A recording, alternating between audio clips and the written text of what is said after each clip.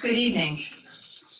It's really nice to see all of you here in person. We're really excited as a league to be able to return to a hybrid, partially in-person forum, and welcome also to those who are joining us on Zoom.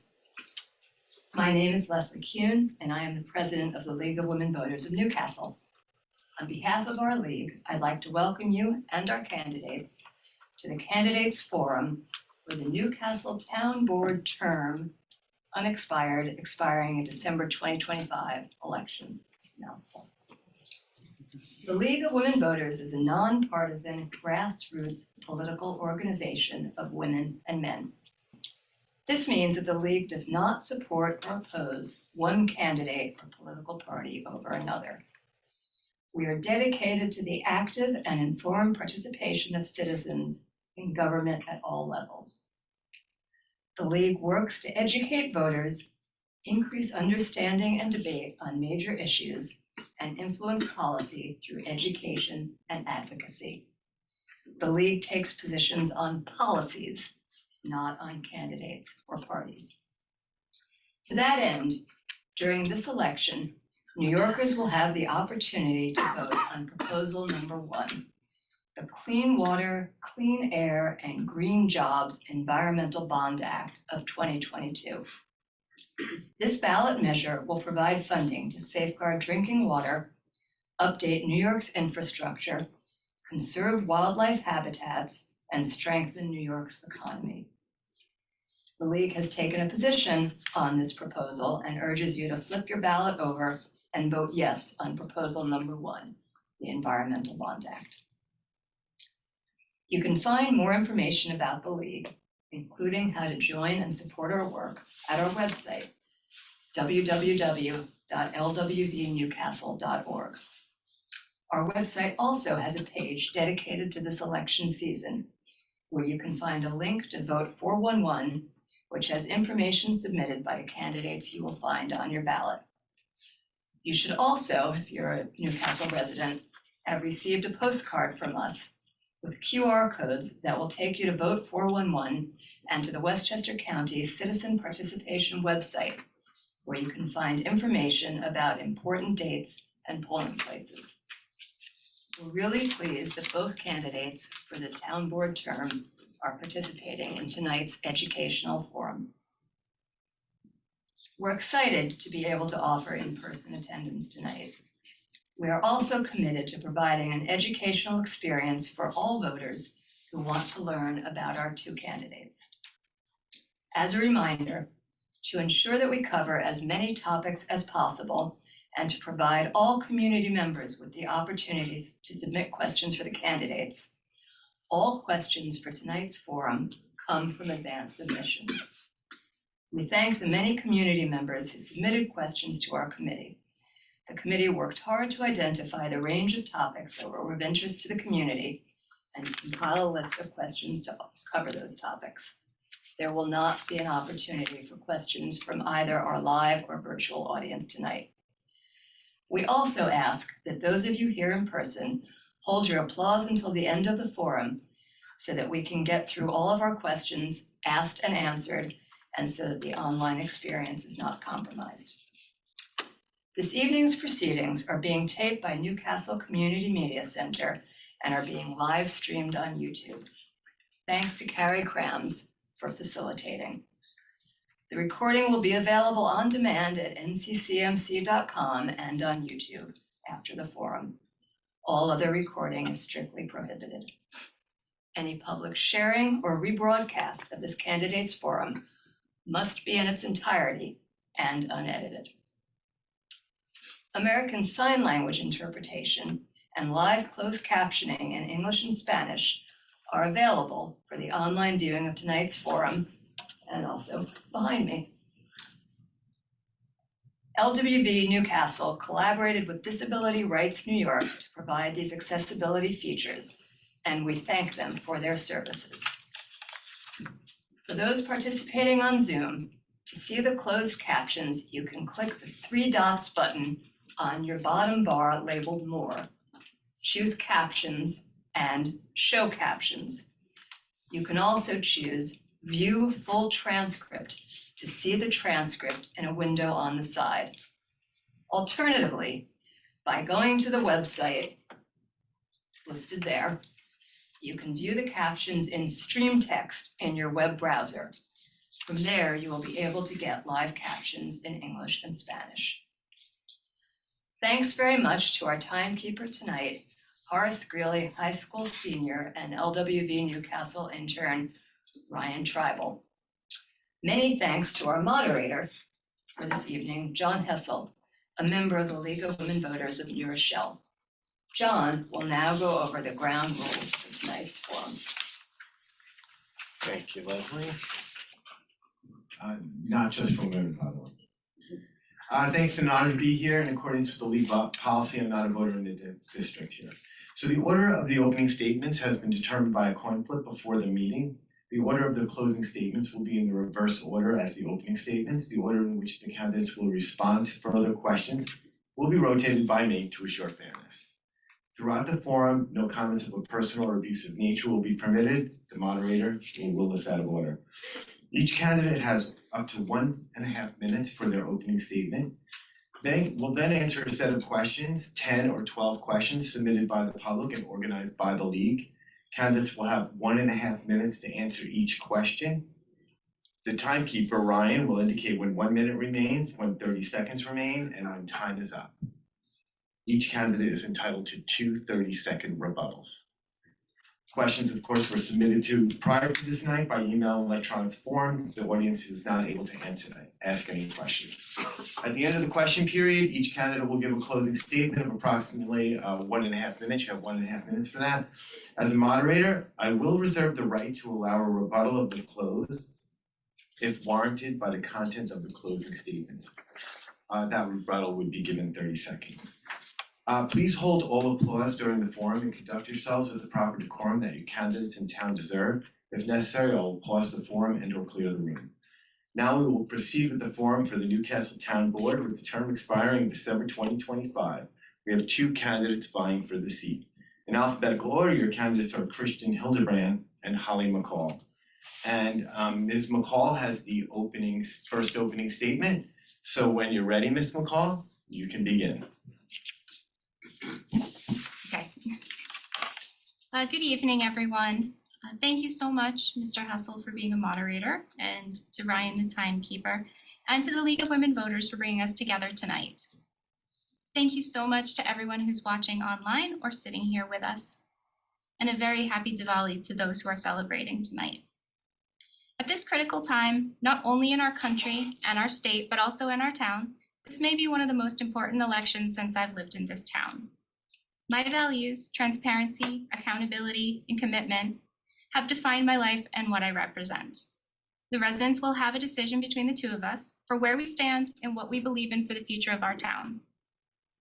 I stand up for transparency and accountability, while the current town board has been participating in the opposite behind closed doors. I stand up for our families and all residents who want to feel part of our local government, while I feel the current board has been making the board less transparent. I stand up for planning for our future and investing in our beloved Newcastle, rather than advocating for incremental changes with no vision. I look forward to your questions this evening and future discussions. Thank you. Thank you very much. Mr. Hildebrand. Thank you, Mr. Moderator. Thank you, Brian. Thank you to the League of Women Voters for sponsoring tonight's event. The work you do is essential, and of course, happy Diwali to anyone who's celebrating. I also want to thank Holly. If you remember last year when we met while campaigning on Election Day, I said to your boys and your parents how proud they should be of you, and rightly so. Thank you to the voters. Whether you support me or whether you support Holly, this town has incredibly engaged and informed residents, and that's a wonderful thing. So why do I want to do this? Don't really know, but I love Newcastle, plain and simple. I've lived here 24 years, which is longer than any other place in my life. I've raised my kids here, coached hundreds of others, but I've never been a political person. I've been content to focus on my family, my friends, my work, volunteer efforts. But last year, we all woke up and saw the real potential for lasting bad decisions to be made by our previous town board that would have had negative impact on our community and the future of our town. The form-based code and the environmental review that it was built upon would have paved the way for unfettered development throughout Chappaqua Hamlet. I joined the USC team last year as part of their election campaign to stop that runaway train. Our opponents, including Holly, fully supported it and ignored the input of hundreds of residents and our planning board. In the end, we won and were able to reset our focus on development, engagement, and preserving what makes this town so special. And that's my sole goal, my only ambition, to serve neighbors here in Newcastle. Since January, I've rolled up my sleeves and tried to do the best job possible for all of you. And that's what I'll continue to do if I'm elected. Thank you very much, Mr. Hillenbrand. Okay, here's the first question, and we're going to start with you, Mr. Hillenbrand. We appreciate your willingness to put yourself forward to serve our community. Why are you uniquely qualified to sit on the town board? How will you be an asset to the community? Thank you. So I think, part of what makes someone well suited to this position is a combination of their background, the skill sets they bring to the table, but also their disposition. And I think that, my career, I've had, multiple lives, if you will. I spent 12 years as a practicing attorney at the highest level. And for the last 15 years, I've helped build a number of investment management firms and help run critical functions there. So I think that mix of skill sets, brings a lot to bear. And in the 10 months that I've been on the town board, I've been able to call upon and utilize almost all of them, amazingly so, more than I could have expected. But I also think demeanor, the ability to collaborate, and the ability to focus on what's important. And in this role, what's important is serving the 18,000 residents of Newcastle. That's what I've tried to do. I've tried to be a voice of reason. I've tried to be as diligent as I could be to understand all the issues and to take an active role in participating in the management of our town. And the ability to collaborate, I think, is critical. We have an incredible staff here, headed by Jill Shapiro, our amazing town administrator. And so understanding our role, which is to set policy where necessary, but ultimately to stay out of the way, to let the incredible, talented staff do their job. And to me, that's a combination of skills that I do bring to the table. Okay, thank you. Ms. McCall? Thank you for that question. What makes me uniquely qualified, I think, is a combination of my experience and my character. As far as my experience goes, I have a background in project management in financial services. So I have a good understanding of the way that finances are working, as well as solving a problem and getting to a delivered end. That includes planning, foresight, and execution. And I've done that not just in my professional life, but also in my personal activist life when I advocated with a bipartisan group in Congress to have a law changed, I should say, a regulation changed to ensure that all stay-home parents have fair access to credit. I have experience on the Board of Education in Chappaqua School District. That is a larger budget than the town has. So that type of oversight and fiduciary responsibility I also have. I have a calm approach to problem solving. I don't think I fluster all that easily. And I practice active listening, and I know that there were some concerns about how much I was listening last year, but everyone should know I heard absolutely everything, which is why I know what the community does not want. Okay, thank you. The question goes to you then, Ms. McCall. What do you think the biggest challenge is to our town now and in the next few years? That is also an excellent question. I think right now the biggest challenge that we have is establishing a vision for our future and planning to achieve that vision. The last year was spent getting rid of something that had taken a lot of money, a lot of time, and now we need to figure out how we're going to move forward. So I think that it's important that as a community, we develop the vision, take out what we know we don't want, and establish plans to understand our new parking situation. Commuting is definitely different, so I think we need to study parking and zoning, especially in the North Greeley corridor, and then achieve those plans through action, policy setting, and enthusiasm. Okay, thank you. Mr. Hildebrand. Sure. So I think the town board, as in most cases, has a fairly limited mandate. And I think for me, first and foremost, I sort of look at this almost like a municipal Hippocratic oath, do no harm. So I want to focus on continuing to move Newcastle forward with incremental positive change. I think you heard my opponent say that, she's opposed to incremental change. Well, I'm a big believer in incremental positive change. I think our town is great. I think it was never broken to begin with. So for me, focusing on development is a huge area where I think given the energy that the community put into the discussion about the form-based code last year, we have a real opportunity to strike while the iron's hot. Engagement is high. We've got a potential proposal on North Greeley that I think could be fantastic. We've already done some things at the town board level, like adding an affordable housing component throughout the hamlets, adding some below street level housing, which was low hanging fruit for infill development. And I want to explore other ways to increase that, potential units in the business and business retail district that again could add housing stock without transforming the hamlet's footprint. And I think honestly, we need to move past divisiveness. We need to move past Facebook debates and nastiness and churlishness that we see all too often, and work together. We have, as I said, an amazing town staff. So that's really my priority. And I think I want to continue to do the work that I've done the last 10 months with the town board. Okay, thank you. This one is to you, Mr. Hildenbrand. In the last election, the form-based code was a major topic of interest for many residents. What is your view on what has happened with the downtown development since that election, and what would you advocate for regarding downtown development moving forward?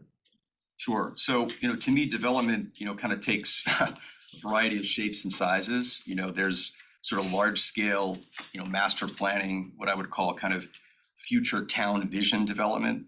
That's what we saw last year. And then the question of engagement with residents is sort of how and when. That issue last year was in the extreme, and I thought that process and policy were deeply flawed from the get-go. And I think, for something as transformative as the form-based code, in a community like Newcastle, that should have been precipitated by massive outreach. So if the board were ever determined to do something with town property, I would want that to be a much more collaborative and engaged process. I think what we've done so far, again, are fantastic incremental steps, establishing a 10% floor on affordable housing, and then adding some infill development that is something the comprehensive plan spoke to specifically, I think are wonderful ways to continue to move Newcastle forward.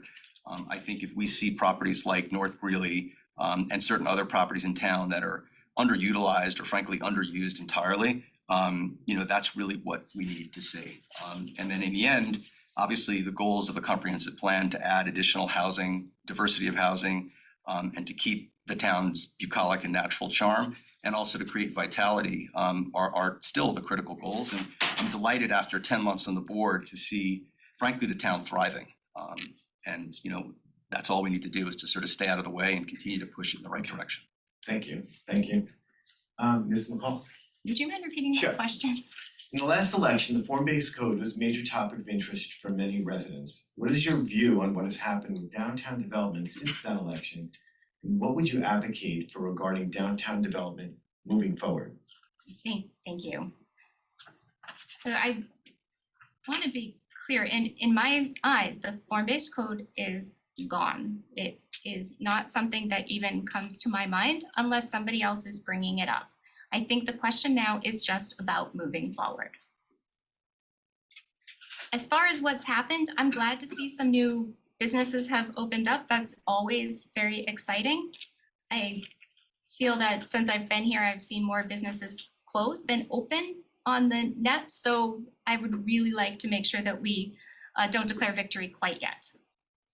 I'm still concerned about the North Greeley corridor. I know that there's a proposal, but there's still a moratorium. There's nothing that has happened, and I'm not clear yet on what is going to happen. And I think that that does need to be a priority for us as a town board to make sure that we understand what the vision is on North Greeley in particular, and then spread that out through the rest of the hamlets, the town. But again, we do need to have a publicly engaged process where the vision is shared, between the town board, the policymakers, and all of the residents. Okay, thank you. May I use a rebuttal?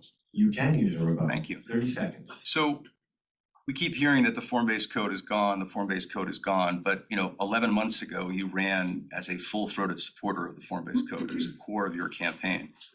And then a few months after that, we were faced with an issue where Albany was trying to impose statewide a mandate that would have done as much or more damage to towns like Newcastle than the form-based code. And I was proud at the town board level that several of us, a majority, took a stand against that and stated it publicly. I didn't hear your voice in that debate, and I know a lot of your supporters and several of your running mates last year were also full-throated supporters. So to me, issues about development and judgment are always on the Okay, ballot. thank you very Thank you. much. May I use? Absolutely, 30 seconds. I keep hearing that I was a full-throated, strong supporter of the form-based code, and that's actually not the reality. I was very, very reserved about it at the beginning and only became comfortable as the town board reduced the scope to just the North Greeley area, which I felt was an urgent area that needed attention. I just wanted to straighten out the record on that. Okay, thank you. Okay, here's our next question, and it's gonna go to you, Ms. Nicole. Last year, there was an accessory dwelling unit proposal. This year, there is a proposal for transit-oriented development legislation as part of the state budget process. What is your view on this proposed legislation, and how would you as a town board member advocate for the interests of our town with respect to this and other federal or state legislation impacting local zoning? Okay, that was a mouthful. Do you want the question again? Could you please? Yeah, sure. Last year, there was an accessory dwelling unit proposal. This year, there is a proposal for transit-oriented development legislation as part of the state budget process. What is your view on this proposed legislation, and how would you as a town board member advocate for the interests of our town with respect to this or other federal or state legislation impacting local zoning? Okay, thank you. I think that was actually both this year, to just kind of clarify that. I know that Newcastle has a accessory dwelling unit ordinance, and I think that that is wonderful. I do wish that the rest of the communities in the state were as open and welcoming to that, and not driving the federal or the state level to try to impose zoning rules on towns. So I would love to see our community address or review our ADU legislation. And I did not support the transit-oriented development as it was presented in the budget. I did not have a platform to fight with anyone at the state level to argue why that was not an appropriate step for the state. But I believe that the response was made and that was taken out of the budget. I think relationships with our state representatives and leaders is crucial, and I will continue to nurture those and advocate with everyone as appropriate. Okay, thank you very much. Mr. Hildenbrand? I hate to do this, but Okay. I got it. This is quite a question. Last year, short-term memory, sorry. Last year, there was an accessory dwelling unit proposal. This year, there is a proposal for transit-oriented development legislation as part of the state budget process. What is your view on this proposed legislation, and how would you as a town board member advocate for the interests of our town with respect to this or other federal or state legislation impacting local zoning? So Holly's absolutely correct. They were both this year, just for the record. I would advocate the way I advocated back in the spring, publicly and forcefully. There were voices in town, again, many of the same folks who either ran with or supported Holly last year, and even some in town government who said, we need to get on board. This train's leaving the station. This is the wave of the future. We don't want to ruffle any feathers. We need to be cooperating with our local officials. And frankly, I didn't agree with that. I thought we needed to take a stand, and I'm so proud that we did. We joined with other municipalities, people from across the political divide, and we expressed our voice. And to me, that was a critical moment again, that would have done more damage to our town than the form-based code. It was blunderbuss, it was broad-based, it had no nuance whatsoever. So that's how I would handle it in the future. I think we have an opportunity in limited cases to advocate where state or national issues have an impact on Newcastle and we have an ability to do something about it. I think when you go beyond that, we start to get into posturing and pontificating. And I think that we have enough division in our society as it is that we should focus on what we can accomplish here in Newcastle. And so when and as needed, I think we should advocate and we should have a public voice, but only when and as needed. Okay, thank you. Okay, this question goes to you, Mr. Hildenbrand. What are your thoughts on development in the Millwood Hamlet? What actions can the town board take to facilitate any necessary infrastructure improvements for development to occur, such as sewer hookups? So, the issue of development and to be very clear, the debate last year was about the Chapel Hamlet. But Millwood is obviously an equally important part of Newcastle, as are the West End and Kisco Park and the East End and so forth. So to me, we have to think about all of these issues the same way. What's appropriate for the scale and scope of the hamlet?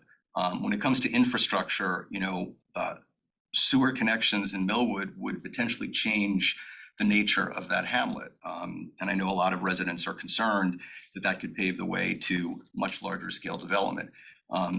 Parts of the West End obviously are incredibly environmentally sensitive. So we need to be acutely aware of that when we think about future development. There are properties in Millwood that I think could be perfect for potential residential development. We had a proposal earlier this year for the lumberyard, which is interesting, but would need to be considered again. Waste management would be very complicated given the current infrastructure. There's a huge cost element to it as well. We would have to create a new sewer district, which would potentially result in a tax on those residents. So, I think all of those things need to be weighed and considered. And again, for me, anything that approaches the scale of development that would require new infrastructure would need to involve significant input from those residents. Okay, thank you very much. Ms. McCall? I'm glad you asked, because I was talking with some residents out in the Millwood and West End area very recently.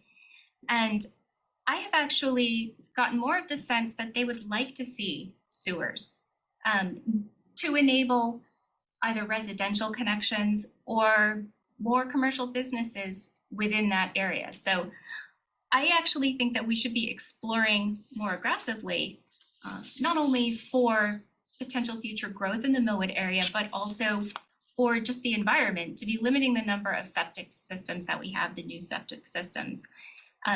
We're coming on a really great opportunity with the federal infrastructure bill, as well as I hope that the Environmental Bond Act is going to pass, and there are going to be additional monies available for infrastructure improvements such as sewers. Okay, thank you. Okay, the next question goes to you, Ms. McCall.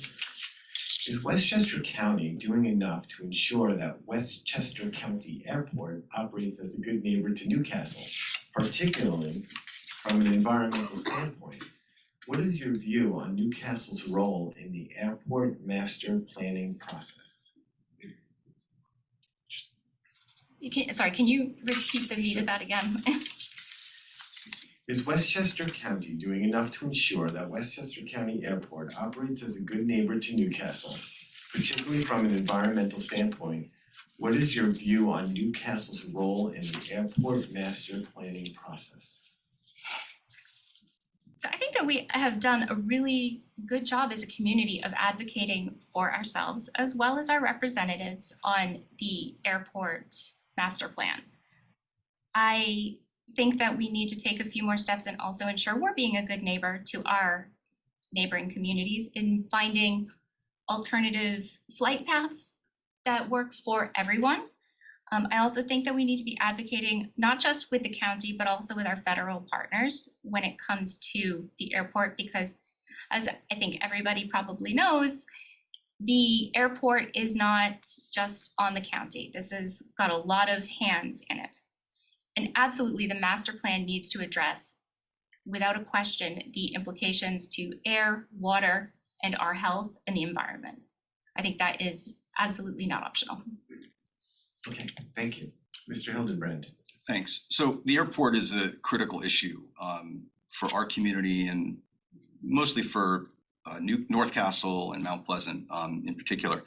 I do think the county, especially this year, has engaged in a really open and collaborative process. I think that the forums that they've hosted in some ways are kind of a model of good government. I was happy to attend, as a representative of Newcastle, but also as a resident of Chappaqua that has a home right under the landing path on Route 120 and 117, to attend a forum at Mercy College in June, and then again at the Chapac just about 6 weeks ago, and to speak out on behalf of our community. I think it's very important to make our voices heard at this critical juncture.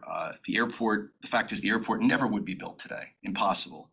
It's the third largest or busiest airport in New York State. It's nestled next to a watershed and a reservoir that serves 10 or 11 million people. And frankly, when I moved here in 1998, there were occasional commercial flights that flew over, flights to Palm Beach, flights to Chicago and so forth. Now almost 90% of the air traffic is private. Those planes are bigger.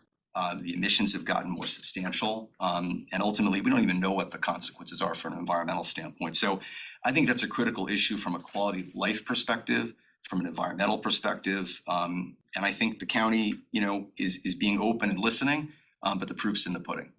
Thank you. Thank you. This one starts with you, Mr. Hildebrand. Thinking about the town budget, what do you believe should be the priorities now and in the next few years? So we just went through the budget process, 2-day budget process. What week is it? Was it last week? I guess it was last week. I can't remember anymore. We're going to be about $40,000 below the tax cap. So that's a razor thin margin. The school board is considering a very significant bond. As it currently stands, about 70+% of every dollar residents of the Chappaqua Central School District pay in taxes go toward the school board. So residents are already maxed out when it comes to taxes. And so we need to be razor sharp when it comes to our budget. This is the time to start to tighten our belts. We're going to probably be in a recession at some point in the near term. Inflation's in the high single digits, if not higher. Interest rates are going up and they're not likely to come down anytime soon. So really prudent, smart fiscal management is going to be critical in the next few years. And so I think that's really going to be a major focus for the town board, especially. Okay, thank you. Ms. McCall. So you guys actually did the budget the week before last. Losing track. I know time flies. Right now, I think that we have, as a community, done a really good job about managing our budgets, staying below the tax cap. And I do hope that a likely coming recession does not impact our ability to do that. As far as what I think the priorities should be is, continuing to be as efficient as we can in our operations. And I know that we are a model of efficiency, but I think we need to be studying revenue when it comes to our parking lots, especially the big train station lot. And I think we should consider finding ways to invest more in our recreation, in particular facilities that improve the quality of life. Here, I don't want to see huge taxes. I don't want to see us have to do a ton of borrowing. However, if we are not offering more benefits, if it comes to the time when people are deciding which community they're going to be in, we don't want them to leave us. Okay, thank you. This one's going to start with you, Ms. McCall. Would you support future mask mandates in the Hamlet? That's kind of a wide open question. I would have to understand what the scenario is and why we're asking ourselves the question. Certainly, if the pandemic were to restart and we had the information saying that masks are the best protection we have and we don't have treatments or vaccines, in a situation like that, I would have an open mind, but I would likely support that. But again, it's a very broad hypothetical question, and I'm not sure that I can give you a great answer because it will really depend on why we're asking ourselves the question. Okay, thank you. Same to you, Mr. Hildebrand. I'll just assume part of your question is if things don't change dramatically. I mean, I think Holly's absolutely right. If facts change, then we have to adapt. Right now, or in any scenario close to right now, I absolutely would not support a mask mandate. I mean, our president said very recently the pandemic's over. I know people are obviously still getting COVID and still getting sick, and we need to be aware of that. But you know, we've been 2+ years, 2.5 years since March of 2020, wrestling with the pandemic, and we now have a lot of information on negative consequences and derivative effects, most acutely with young people in this country. So for me, absolutely, Holly's right. We have to adapt. We have to think about facts as they evolve. And if there's a new strain that takes on a more virulent and more potentially lethal form, we've got to be open-minded 100%. But given where we are now and in any scenario that, you know, is reasonably foreseeable, I think we have a sense now of what the negative consequences of some of the mandates have been. And I would be very hard pressed to support a mask mandate, absent, but again, a dramatic change in facts and circumstances. Okay, thank you. This one goes to you, Mr. Hildebrand. What impact can our town board have on climate change and other environmental issues? I'm going to answer the very specific question. What impact can we have? Sadly, very little.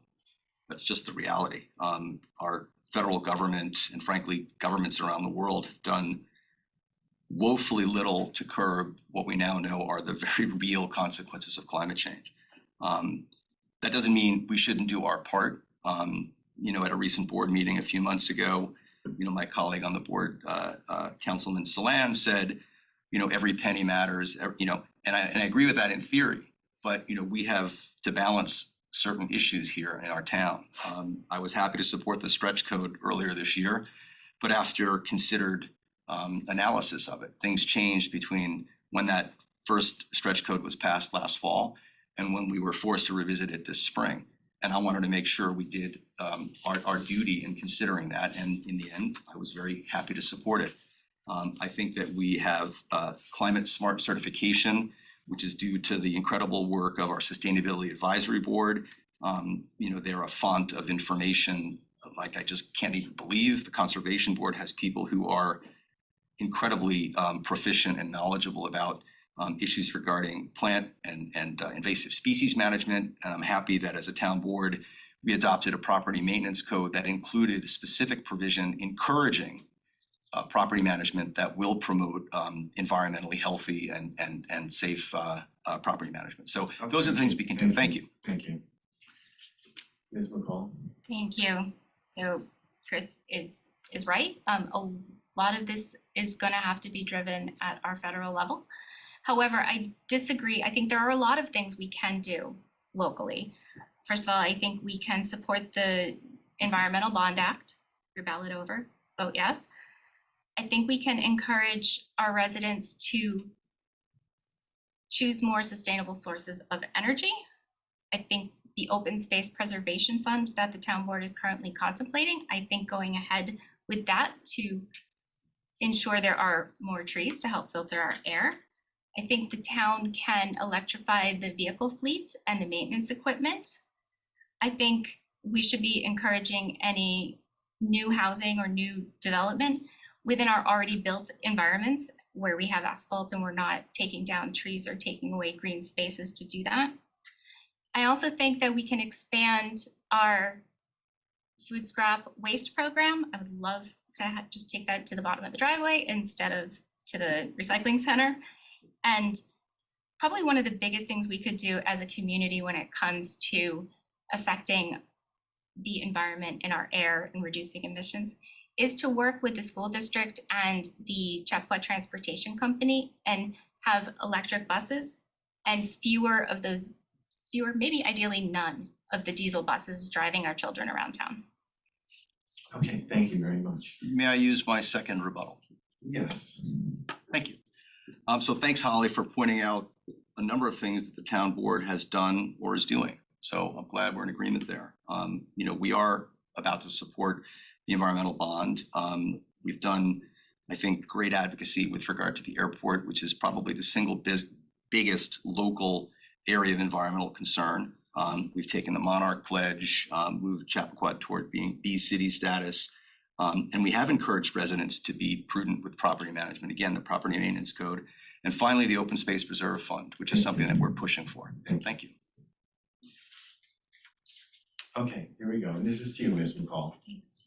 Do you believe that local elected offices can have an impact on major societal issues such as women's rights, LGBTQIA+ issues, and BIPOC BIPOC concerns? Repeat the beginning of that question. I'm sorry, it was No hard to hear worries. you. Do you believe that local elected offices can have an impact on major societal issues such as women's rights, LGBTQIA+, Thank you. and BIPOC? The short answer is yes. I think that the leadership in your community, their values say a lot, who they support and what view they look at town policy and hiring. It all matters for them to demonstrate their values on a daily basis. There are committees that can be formed, there are facilities that can be expanded, there are plenty of things that you can do on a local level within your town, but also using your platform and your voice to affect the state level, the federal level. There's influence, just like we do when we advocate for the airport. We can do the same for human rights, women's rights, disability rights, and on down the list.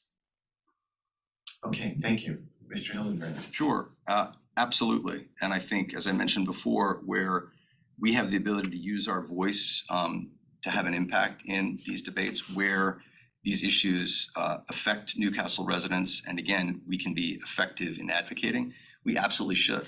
I think on a local level, one of the first things our town board did this year was to make sure we had a full seated committee on race equity, and we renamed it Race Equity and Inclusion, because we think Chappaqua needs to focus on inclusion. We want to make sure that all residents feel that they're welcome regardless of their background. We all lived through the torment of 2020 nationally, and we had our own version here in Newcastle, which was so disheartening.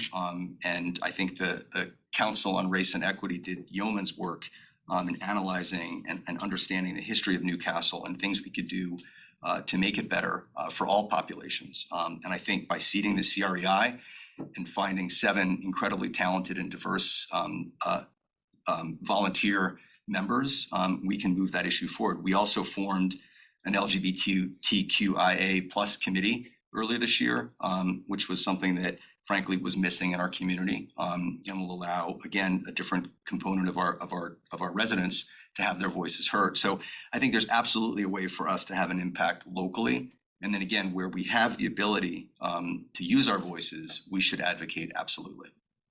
Okay, thank you very much. Can I use a rebuttal? Yes, you may. So I just wanted to clarify something. My understanding was that there were 10 spots for the CREI and it's not fully seated and a number of applicants were not chosen. But I am glad that the committee is up and running now. Okay, thank you very much. This question goes to you, Mr. Hildenbrand. How will you engage with your constituents, including those who may not share your party affiliation or your political views? I will engage with them the way I have since I started campaigning last fall. I could care less about someone's political views outside of how they think about Newcastle.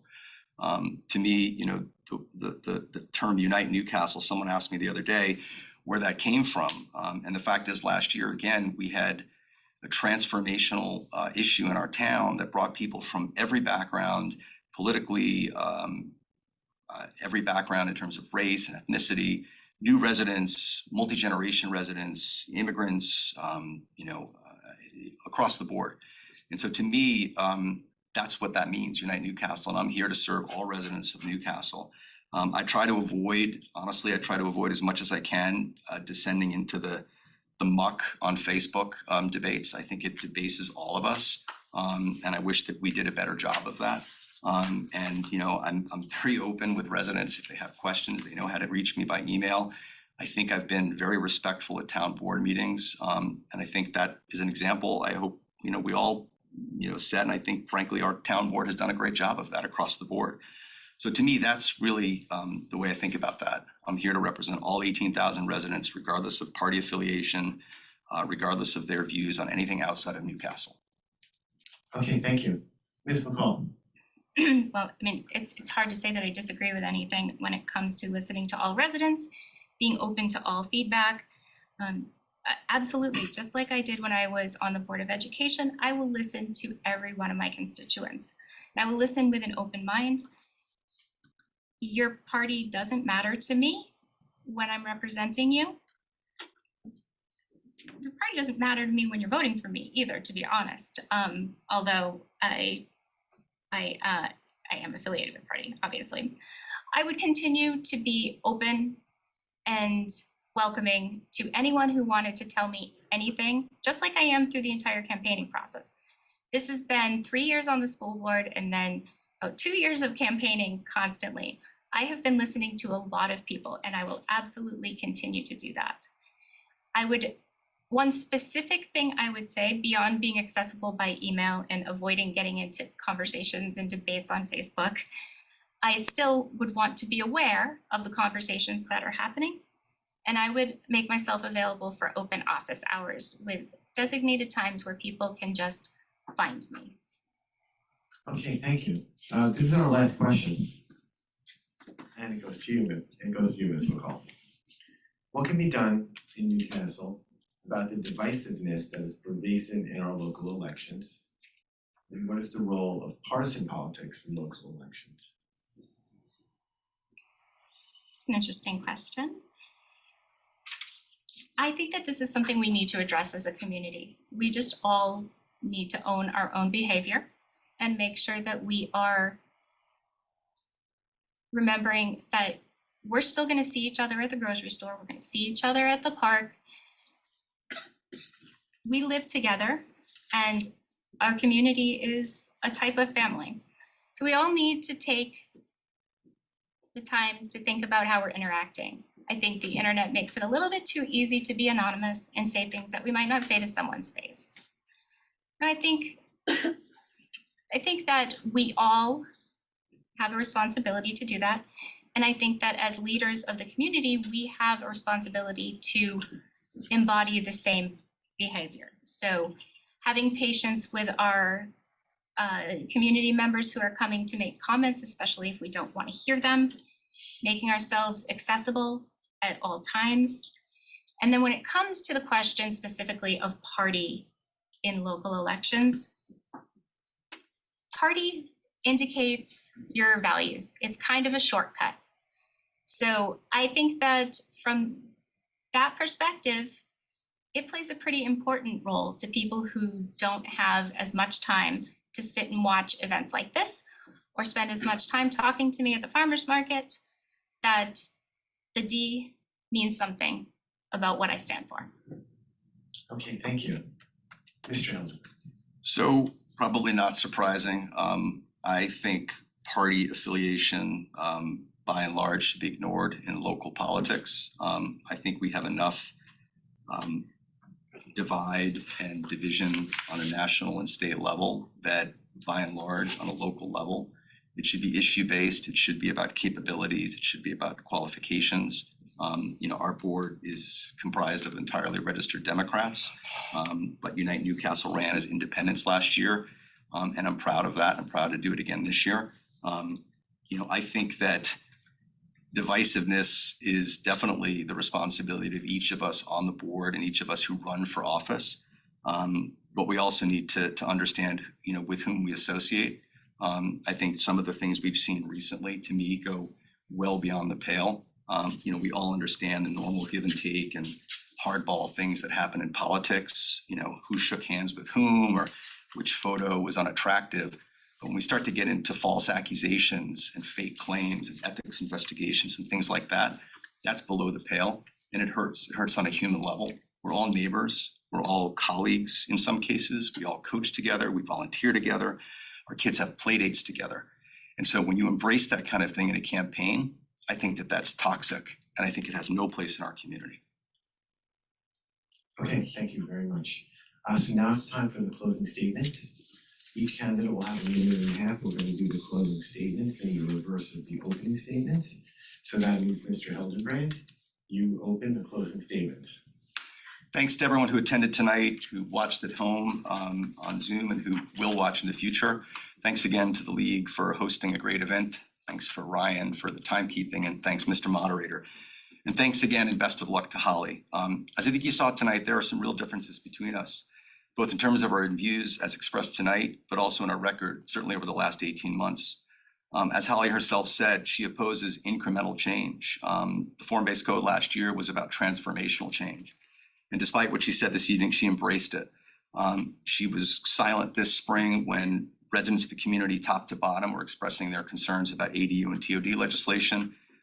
She mentioned she didn't have a platform for that, but I think her campaign has been, up and running since that time, and certainly there were opportunities to speak your voice. I'm focused entirely on Newcastle, not outside party agendas or platforms. And while we generally agree on many points, I believe my experience both on the town board and throughout my career provide a unique perspective and platform from which I can continue to help Newcastle forward. To be clear, in the final analysis, our town's going to be in great hands. We have an amazing and incredibly talented staff, highly competent, and most importantly, decent group of people on the town board. And whatever happens, I'm confident Newcastle will continue to be the wonderful and welcoming community we all know and love. So I want to wish Holly the best of luck. I want to thank everyone for being here. Again, whether you support me or Holly, it's so critical that we have engaged and interested residents. So thank you. Thank you. Thank you very much. Ms. McCall.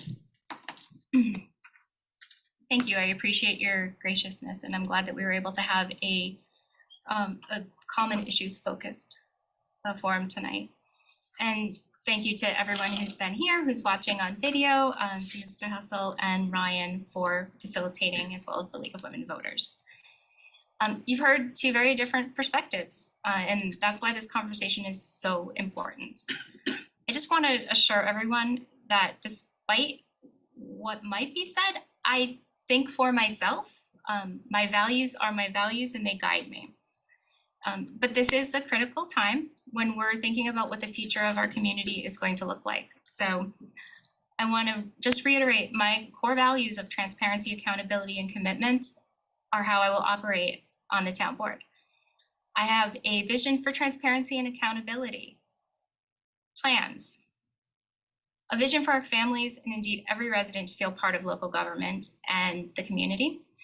And I do not exactly oppose incremental change, but I think that you still need to be working towards something. So again, a vision for planning, action, and investing in our beloved Newcastle.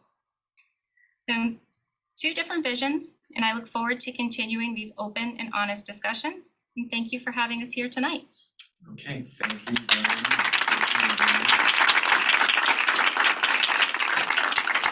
Thank you for participating in the audience. Remind you that this is video and will be available to you until Election Day. I also want to remind you of the unique important role played by the League of Women Voters here in the community and all across the country. The League works registering voters, educating voters, and also protecting their rights to vote. It's vital to the strength of our democracy. Your local league is made up of volunteers who devote their time and energy, and your participation and assistance is always welcome, and your financial contributions will be appreciated.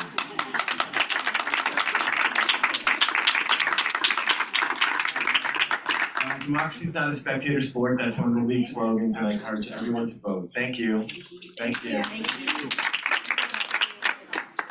Thank Thanks, John, for your excellent efforts keeping this forum running smoothly. Thanks also to Disability Rights New York for their ASL and closed captioning services. I want to thank both candidates for taking the time to share their views with our community. We hope that all community members will exercise their right to vote this election season, which begins with early voting on Saturday, October 29th, running through Election Day on Tuesday, November 8th from 7 a.m. to 9 p.m. You can find information about your ballot, registration status, and polling places by visiting 411.org. Thank you and good night.